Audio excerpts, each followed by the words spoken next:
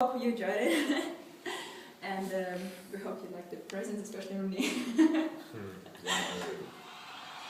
Yeah! So that was basically it. If you have any questions about what we explained. We could not cover, of course, all our ideas, but just focused on some of them. Yeah, I have a question. Workshops at sports schools. How do you see that? How do you, what kind of workshops? Basketball workshops. People to sign up through the website of Eurojam just to get traffic, of course. And discounts. And discounts. They will be offered a 10% coupon code that they can enter on the website when they purchase their tickets online. Yeah. And we want to, of course, approach these sports schools beforehand just to get the word out that there will be workshops. And then we can kind of see how many people will attend. Yeah, and it's great, especially for the local community. Yeah. Because then they will feel really involved. All the basketball schools in the Rotterdam here, like this triangle area, both of them. Yeah. Very important. And also maybe just the normal schools, not necessarily basketball schools. Just a few 10 biggest schools where guys maybe don't have interest in basketball yet, but it might be coming. So that's interesting. What I like is that the school itself, at the sports school itself, there will be a workshop for basketball. Yeah. Okay. Sports school. Yeah, in the sports school. But we would like to share information with normal schools as well. And if their budget allows, why not to make some kind of event in one of them? Yeah. Why not? Go ahead. Why do you choose the top sports schools above the regular schools? Sports schools, Yeah. because the audience is already there. These are children who are already interested, and probably their parents, if they allow them to do it, they might have some interest as well. Very often a dad plays basketball, or used to play basketball, and then his boy is playing basketball. Where are they? Where are those schools? In each city? Of course in Rotterdam, of course in The Hague nearby. We would like to target basketball cities like Den Bosch, Groningen as well, maybe, but mainly the community around, mainly, including Amsterdam. So the sports school in Boston, the sports school in Zwolle. Just the biggest schools. The biggest one. Yeah, but not to close forget. to the regular teams as well. Because Exactly. Yeah, because we want to target people who have affinity with sports. They're easily triggered, and because, of course, if a child practices a sport, it shows that the parents are supportive of that sport. And the parent will come along, right? So it's not one ticket sold, but two already. So, yeah. Right, so the conversion is easier. Yes. yeah, because if you start finding people in normal school, that this market is too huge. No, but maybe like only the local normal schools, where children, so we would satisfy the municipality with it because we would promote sports in the area. Then we could build good relationship with them and get many benefits. What I like about this presentation is that you choose 3 target groups, but talking about in persons, the little guy, the mom, and the basketball fanatic, to make it more alive. So that's for this concepting. This is a good way of creative way of presenting. Yeah, so it was a storytelling.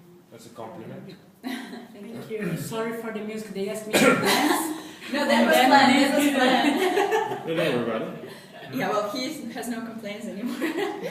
Yeah, he's looking. I will not drink this. Can you tell us a little bit more about social media? Because I always hear about Twitter and Facebook, but how can you make it really concrete? There are 3 steps, and I think Ella can tell you better. So, of course, the first step, you want them to join, because in order to follow through the third steps, or the other 3 steps, you have to join first. To make it more attractive for them, we want to have a giveaway. So give them an opportunity to gain something aside from just information, because they might as well just visit the website. So we want to give the biggest prize, or the meet and greet, as the main prize for the following and liking of the Facebook and the Twitter page. And the second step would be sharing. So they can retweet and share it on their wall.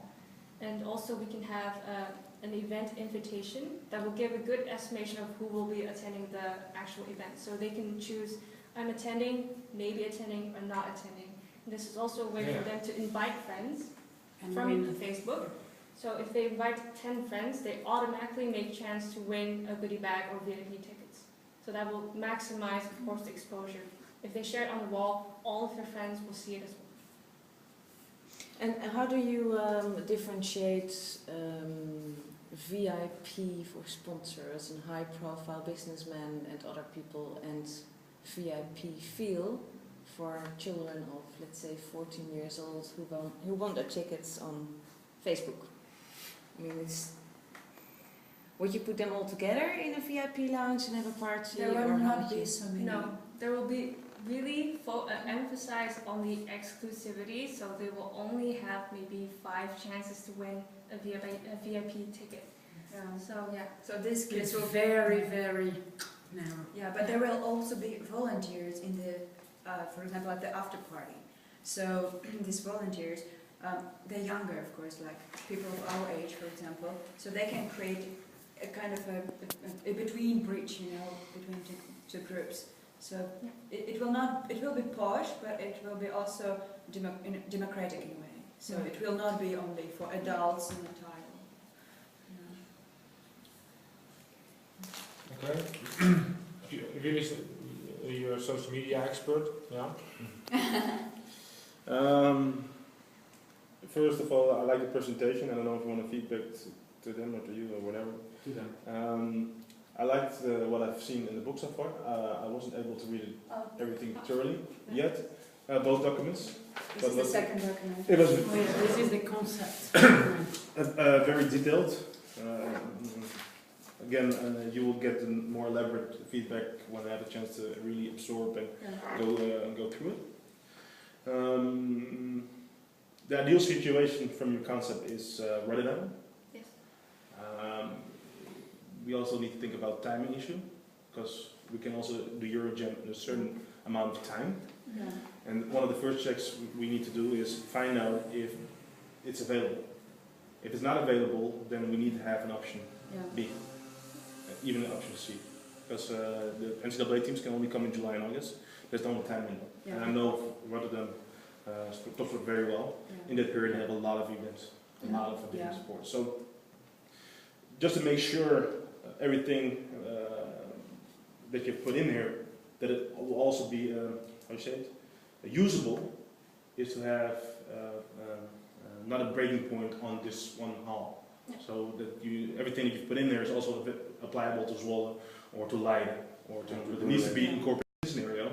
So when, for example, if there was a business and we took this advice, and then all of a sudden we read this and in May we hear the gym is not available, then this is not this cannot be used. Yeah. Because, for example, Zwolle doesn't have much topsport school in the area. It's not a metro city like Rotterdam. Yeah. So some other scenarios won't apply. So in that regard, I would always make sure you get a scenario B. Yeah. That's purely on this. But from the timetable of different teams Yeah. throughout the world and the links you sent us, it's visible that spring and summer and early autumn are just the worst time to arrange anything like this, Yes. because most teams have games throughout the world. December is a nice option as well. End of November, Thanksgiving Day. In 2012 it is the 26th and 27th November. Then a little bit procrastinating till the middle of December, which is also a bit lower season, could be a nice option. They want to play on that family feeling, so it could be right after Sinterklaas and right before Christmas. Yes. It's And then you can use Halloween as a promotional Exactly. day. Yeah. Yes, There but that's was strong. But in this scenario, college teams will not work. We cannot have NCAA teams. Because it's The season starts in November from the NCAA, oh. and in that season they're not allowed to travel unless it's an NCAA certified tournament. So if that's the case, and this is the best scenario for us, then we need to figure out how we can get Eurojam NCAA certified. Yeah. And to get it certified, we need to become a national. Because I would agree that December month is always a very good month to do international tournaments. There are many throughout Europe. But you need to have, because the unique selling point of Eurojam is to get the NCAA team and to get the national teams. So are they available in those times? And I know for a fact that NCAA teams cannot come. There are exceptions, but then your tournament needs to be NCAA certified.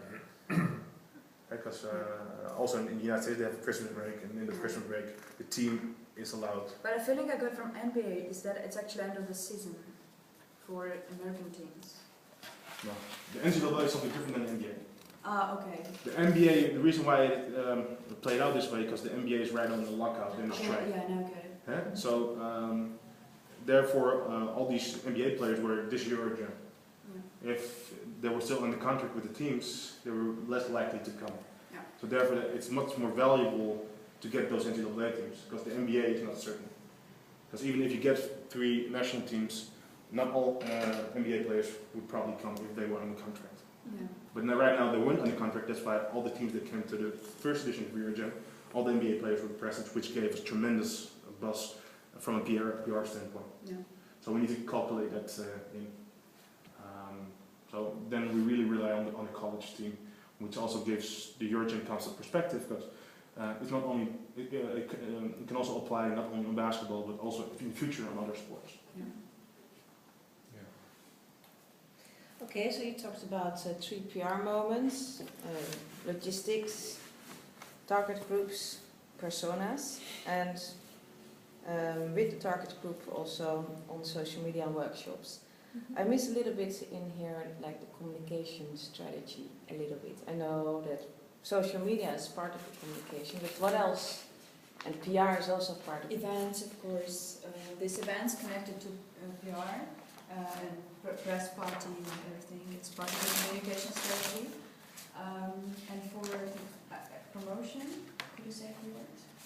Well, we want to, again, not to reach something that's too broad, so we want to narrow it down in terms of kind of traditional media, such as flyers and etc. We want to target more towards, sports stores. We can have the manager work together with us, so when someone makes a purchase, put a flyer in there, and also put it at a point where people can see it. So you want people who already have an affinity with sports. And of course the workshops, that's more of an intimate approach. We want to make Eurojam a little bit more intimate. We really want to create a relationship with our visitors as well as our sponsors. So that's why the PR party will be very exclusive. It will be invitation only. You can really control what kind of media will be present. You can kind of control what they will write about you as well. And of course, it's a great preview, and we are also thinking about inviting, top sporters, BNers, because that will automatically create attention as well. And have you also thought about a collaboration with the brand of Eurojam and with a main sponsor? For example, title sponsoring, or just to uplift the event to a certain level? Well, we have a general list of sponsors. I think the most attractive one for us is, of course, Nike and, the Coca-Cola company, but mainly we target towards Sprite. Because Sprite is the official drink of the NBA, so it has a really strong brand image. And of course, Nike is doing a campaign right now that basketball never stops. It's also really big on Facebook, because when you post something on Facebook and you use the hashtag, they have a counter with this many people talked about basketball, and it's really huge. And they also have a video campaign on their main website as well. So I think that those 2 brands, Can you say about the food market? oh yeah, okay, yogurt. Yeah. Those 2 brands add the most value to us. But of course, we have the food market, so we want to target certain brands in terms of food that are doing really well at the moment. I don't know if you know Frost. It's a frozen yogurt company.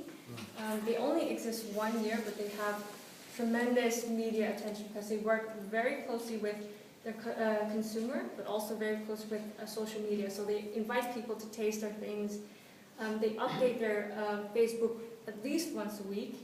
They already have multiple locations within Amsterdam just in 1 year, and they have a partnership with Bank of Festival, and they have little pop-up stands at a lot of events such as Amsterdam Fashion Week, Picnic, the Huishoudbeurs, and it's attractive for a lot of people, so young and old, because they really emphasize on healthy. 1 portion of frozen yogurt is not more than 100 calories. Yeah. And maybe I'm going into this now too much detail, but do you think that these possible sponsors are interested in a sponsorship with Eurojam? We give a reason for each of them inside. We looked on the website, we looked at their values and mission and vision, and see if it kind of incorporates with what we want